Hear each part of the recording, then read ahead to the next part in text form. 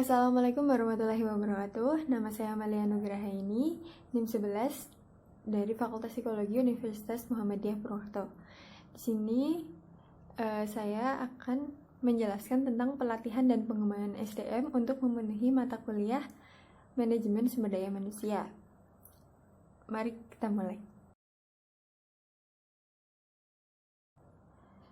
Jadi, ketika tenaga kerja baru memasuki sebuah perusahaan, tentunya mereka masih memerlukan pengetahuan, sikap, dan keterampilan untuk menyesuaikan budaya di perusahaan tersebut. Nah, hal tersebut itu menjadikan pelatihan dan pengembangan tenaga kerja harus dilakukan agar perusahaan mampu bersaing dan terus berkembang mengikuti dengan perkembangan teknologi dan ilmu pengetahuan serta perkembangan hubungan internasional. Pelatihan sendiri merupakan proses pendidikan jangka pendek yang mempergunakan prosedur sistematis dan terorganisir sehingga tenaga kerja manajerial mempelajari pengetahuan dan keterampilan teknis. Sedangkan pengembangan merupakan tujuan pendidikan jangka panjang yang mempergunakan prosedur sistematis dan terorganisir sehingga tenaga kerja manajerial mempelajari pengetahuan konseptual dan teoritis untuk tujuan umum. Jadi sebenarnya tidak ada batas yang jelas antara pelatihan dan pengembangan. Namun ketika pengembangan itu mempelajari pengetahuan yang konseptual dan teoritis, sedangkan ketika pelatihan itu mempelajari pengetahuan dan keterampilan yang teknis. Nah, program latihan biasanya dilakukan bagi tingkat manajemen dalam bentuk lokakarya dan bagi tingkat non-manajemen atau operator menggunakan balai latihan kerja yang diadakan oleh pemerintah ataupun oleh perusahaan itu sendiri. Sedangkan untuk proses pengembangan karena berjangka waktu yang panjang biasanya digunakan untuk melanjutkan pendidikan menuju jenjang yang lebih tinggi.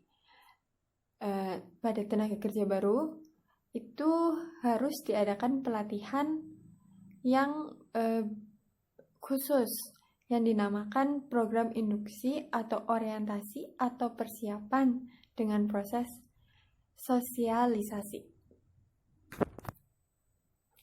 Selanjutnya saya akan menjelaskan tujuan dari pelatihan dan pengembangan SDM ini. Yang pertama adalah meningkatkan produktivitas. Karena ketika taraf prestasi atau keluaran meningkat, maka produktivitas juga akan meningkat. Yang kedua, ada meningkatkan mutu. Tentunya ketika taraf prestasi kerja para pegawai meningkat, mutu dari para tenaga kerja itu juga meningkat. Yang ketiga, ada meningkatkan ketepatan dalam perencanaan sumber manusia. Nah, ini bertujuan bagi perusahaan karena perusahaan dapat dibantu untuk memenuhi keperluannya. Yang keempat, ada meningkatkan semangat kerja. Iklim dan suasana organisasi ketika sudah melakukan pelatihan dan pengembangan umumnya akan menjadi lebih baik. Yang kelima, ada menarik dan menahan tenaga kerja dengan baik. Ketika sebuah perusahaan melakukan program pelatihan dan pengembangan, tentunya calon tenaga kerja akan tertarik untuk memasuki perusahaan tersebut, dan untuk tenaga kerja yang lama akan merasa bahwa itu merupakan salah satu balas jasa sehingga tenaga kerja dapat mengembangkan keterampilannya. Yang keenam, ada menjaga kesehatan dan keselamatan kerja. Yang ketujuh, ada menghindari keusangan atau obsolescence, yaitu agar tenaga kerja tetap mengikuti perkembangan di bidangnya. Lalu yang terakhir, dalam tujuan ada menunjang pertumbuhan pribadi. Tentunya tenaga kerja akan merasa terbantu karena mereka masih bisa mengembangkan potensinya di bidang yang mereka tekuni. Kemudian saya akan menjelaskan tentang penyusunan program pelatihan atau pengembangan diri yang terdiri dari 6 tahap. Tahap pertama ada identifikasi kebutuhan pelatihan atau studi pekerjaan. Nah, dalam identifikasi ini kita pada umumnya membutuhkan 4 keterampilan. Yang pertama yaitu knowledge based skill atau keterampilan didasarkan pada pengetahuan yang dikuasai. Jadi keterampilan ini dikembangkan berdasarkan pengetahuan yang diperlukan dan dimiliki oleh tenaga kerja untuk melakukan tugasnya secara baik. Yang keterampilan kedua yaitu ada singular behavior skill atau keterampilan perilaku sederhana seperti datang kerja tepat waktu, bisa mencapai target sesuai dengan waktu yang ditentukan. Lalu keterampilan yang ketiga ada limited interpersonal skill atau keterampilan antar pribadi terbatas, yaitu kemampuan tenaga kerja terlibat dalam aktivitas seperti memberi arahan terhadap karyawan baru, mendelegasikan tanggung jawab, dan memberi umpan balik kepada seorang tenaga kerja. Keterampilan yang keempat ada social interactive skill atau keterampilan interaktif sosial yang berlangsung pada taraf manajerial, mencakup manajemen konflik, menggunakan daya atau kekuasaan secara efektif, negosiasi satu kontrak, dan sebagainya. Nah, pada tahap ini program pelatihan disusun untuk para tenaga kerja baru yang diterima, tapi bisa juga untuk tenaga kerja lama yang sudah tenaga kerja yang sudah bekerja lama dalam perusahaan. Kebutuhan pelatihan ini biasanya diminta oleh para line manager karena merasa kurang dengan performa dari bawahannya, sehingga para line manager menginginkan program pelatihan dan pengembangan. Nah, untuk dapat mengidentifikasi kebutuhan pelatihan ini perlu dilaksanakannya kegiatan utama. Yang pertama yaitu studi pekerjaan atau job study dan mengadakan asesmen dari tenaga kerja. Nah, job study ini biasanya menggunakan cara yang dipaparkan oleh Groper and Short, di mana tugas diberikan dalam serangkaian input action output dalam bentuk rantai. Dapat pula terjadi semacam input lebih dari satu untuk dapat melakukan satu action. Misalnya kita ambil contoh sekretaris. Input dari sekretaris adalah konsep surat yang baik.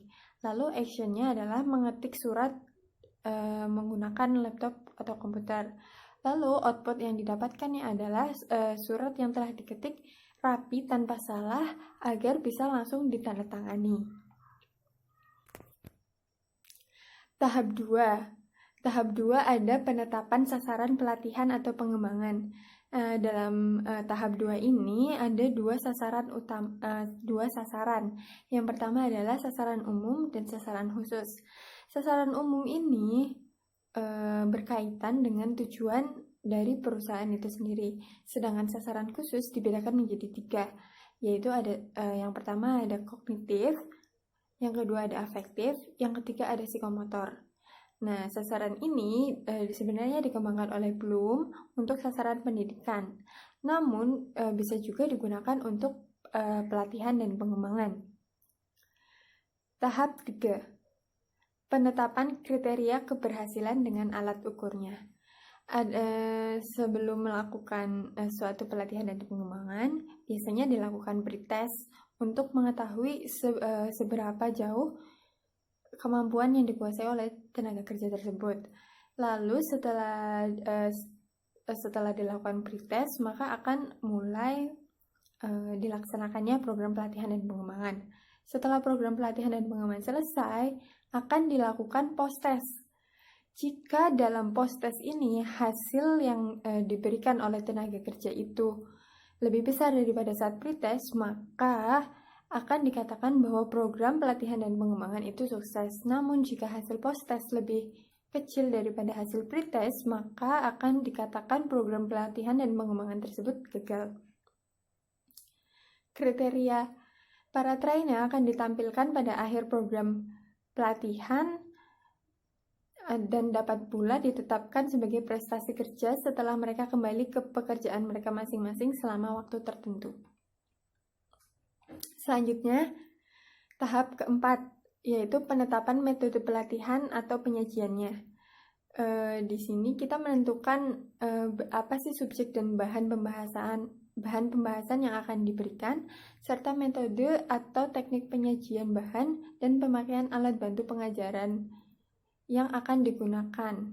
Nah, dalam tahap 4 ini ada 5 metode yang biasanya digunakan. Yang pertama adalah metode kuliah.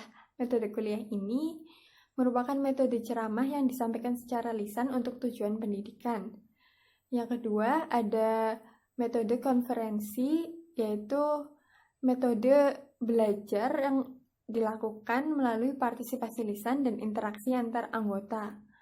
Yang ketiga ada studi kasus atau case study, di mana trainer diminta untuk mengidentifikasi masalah dan merekomendasikan jawabannya.